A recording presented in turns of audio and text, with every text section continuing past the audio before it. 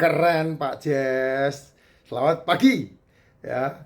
Terus anak di atas 5 tahun apa yang perlu dipersiapkan Pak Jess? Anak di atas 5 tahun yang perlu disiapkan ya pendidikan Bu. Ya harusnya dari umur 3 tahun, bukan dari 5 tahun, dari 3 tahun. Bahkan kalau yang paling bagus itu dari semenjak umur 28 minggu dari kandungan ibunya. Itu yang paling top. Jadi umur 28 minggu di kandungan ibu, ketika anak berusia 28 minggu, itu neuron otaknya mulai tumbuh tuh. Makanya anak umur 28 minggu merespon melalui tendangan di dalam perut, tinjuan dalam perut itu anak umur 28 minggu karena neuron otaknya mulai muncul. Lah neuron otak yang muncul itu adalah dari respon yang terjadi atas emosional ibunya, yang terjadi atas informasi psikis ibunya, sehingga mempengaruhi neuron otak itu. Lah neuron otak yang nyambung itu adalah neuron otak yang dibentuk, yang dididik. Makanya anakmu nantinya bisa disiplin atau tidak, itu karena neuron otaknya nyambung apa tidak. Anakmu bisa rajin atau tidak, itu karena neuron otaknya nyambung apa tidak. Anakmu bisa jujur atau tidak, itu karena neuron otaknya nyambung apa tidak. Anakmu bisa tertib, antri sesuai dengan jalur yang baik, lampu merah berhenti, atau serobot-serobotan, atau nantinya kebut-kebutan, itu neuron otaknya nyambung apa tidak. Dari mana? Dari didikan ibunya. Ini panjang banget kalau diceritain Jess, pengalaman pengetahuan ini panjang banget ini, nggak bisa cuma 9 menit. Karena kalau tidak, kamu sedang menciptakan generasi yang amburadul, terutama dalam lingkup keluargamu sendiri. Karena anak itu kan negara kecil yang ada di dalam negara, yaitu keluargamu sendiri. Gitu.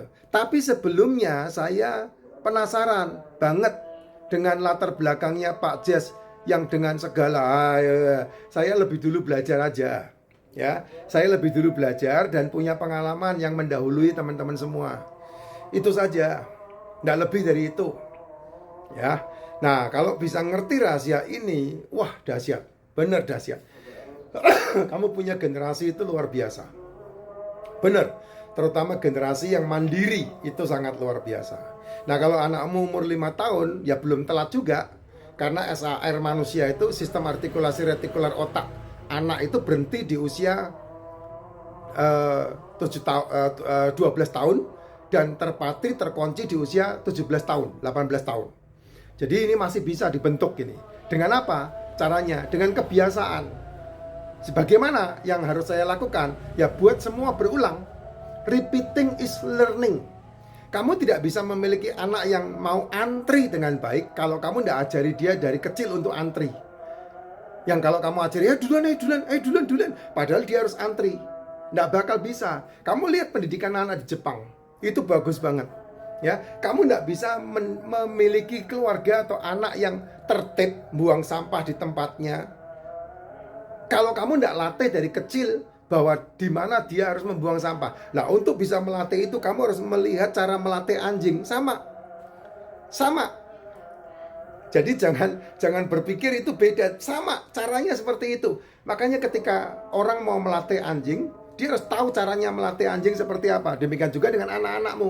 Lah anak-anakmu yang nggak terlatih sekarang amburadul kan, ngelawan orang tua, berani sama orang tua, gigit orang tuanya sendiri.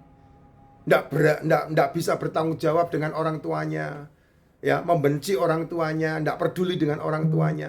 Itu karena tidak ada didikan. Tidak ada didikan. Kata kuncinya adalah didikan, dan itu yang paling hebat adalah di bawah umur 3 tahun. Makanya orang Cina punya pepatah San Sui Ting Pak Se. San Sui Ting Pak Se. Umur 3 tahun itu mendasari 80 tahun kehidupan orang tersebut. Itu sebabnya kenapa atlet-atlet terbentuk menjadi hebat ketika atlet itu diasingkan dari umur 3 tahun. Di Cina paling top.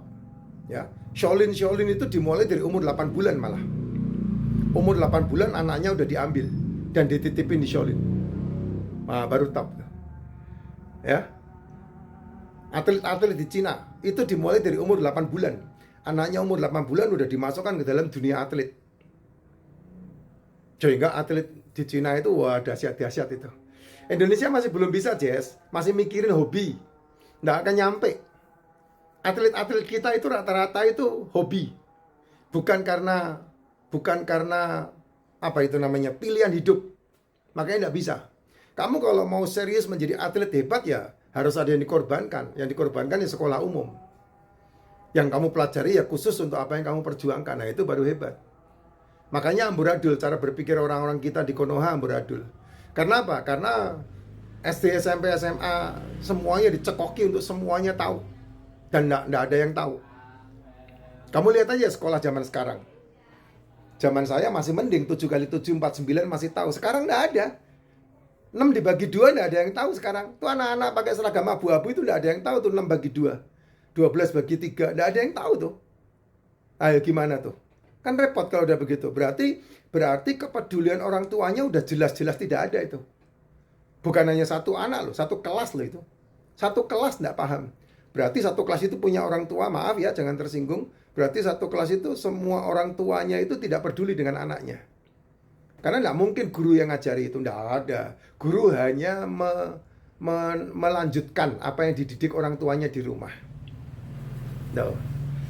Itu hal yang perlu diperhatikan gitu. Kalau anakmu sampai 3 kali 2 saja nggak ngerti, saya segoblok-gobloknya matematika saya, 3 kali 2 masih paham saya. Walaupun tuh istri saya ketawa tuh, karena dia tahu saya hitung-hitungan itu cuma tahu 7 kali 7 49. Beneran. 7 kali 7 49, saya nggak pernah paham itu matematika. Tapi ketika saya di SMA, saya A2. Di biologi saya. Benar, saya biologi. Karena saya kepengen lulus SMA jadi dokter. Kuliah di kedokteran, itu keinginan saya. Makanya pembelajaran tentang penyakit saya paham betul. Saya tahu persis. Karena apa? Dari semenjak SMA saya udah pelajari. Saya masuk A2. Saya nggak mau di A3. Saya masuk A2. A1 saya keberatan. Karena apa? Otak saya nggak nyampe untuk hitung-hitungan. Makanya saya di A2. SMA saya A2. A2 itu kan biologi kan. Nah itu saya di situ. Saya belajar di situ, Jess. Saya mengoperasi katak bisa. Saya mengoperasi ayam bisa. Membelah tembolok ayam bisa saya. Tuh, cicak aja saya bisa operasi saya. Karena saya udah pelajari dari semenjak SMA. Nah, SMA paling seneng saya praktikum itu. Tanya tuh guru-guru saya tuh. Ya, masih ada tuh Pak Agus tuh kimia, guru kimia saya, Pak Felix guru biologi. Masih hafal saya. Nah, itu dia di situ. Oh, soal praktikum saya nomor 1 saya. Senang saya. Makanya saya tahu, oh anatominya tubuh begini. Oh, tubuh manusia begini. Saya tahu. Dan baru kepake sekarang.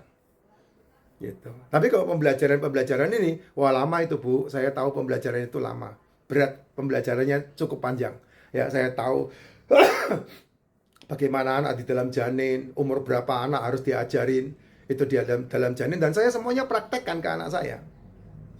Saya praktekkan ke anak saya. Dalam kondisi yang tidak mungkin orang mau jalankan. Dan saya jalankan. Dan saya sudah melalui semuanya itu. Nah, sekarang saya menuai aja. Gitu. Ya, itu yang paling top, Jess. Ya, 5 tahun mau disiapin buat apa? Ya, nomor 1 kesehatannya. Jangan sampai anakmu 5 tahun justru malah menyimpan banyak masalah penyakit yang 3 tahun kemudian nanti umur 10, umur 11 malah justru malah kena masalah. Ya paling bagus biasakan untuk tidak makan pagi. Itu yang paling biasa. Ya, kalau di sekolahan dia mau makan apa aja silakan, kan udah mulai aktif. Ya istirahat pertama, istirahat kedua dia jajan dengan teman-temannya silahkan aja. Tapi pagi berangkat sekolah jangan dikasih makan. Jangan sarapan. Udah itu aja yang paling penting. Dan malam hari stop makan. Itu yang paling top, nomor 1 di situ. Kesehatan akan membackup semua karirnya dia. Percaya sama saya. Ya, kesehatan akan membackup semua karirnya dia.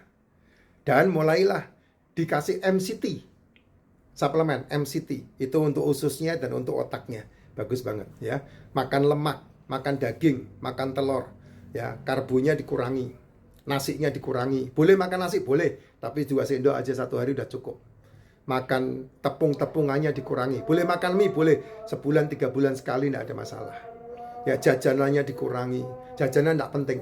Cemilan tidak penting. Tapi kamu butuh juga untuk apa? Iseng. Mau silahkan aja. Yang terbaik adalah support dia dengan nutrisi yang penuh. Ya suplemen paling bagus MCT sama probiotik. Itu untuk anakmu top banget. Ya, dan minumnya diracikan pakai racikan macin. Pasti sehat. Gitu Jess ya. Untuk anak-anak top banget. Cucu saya aja makan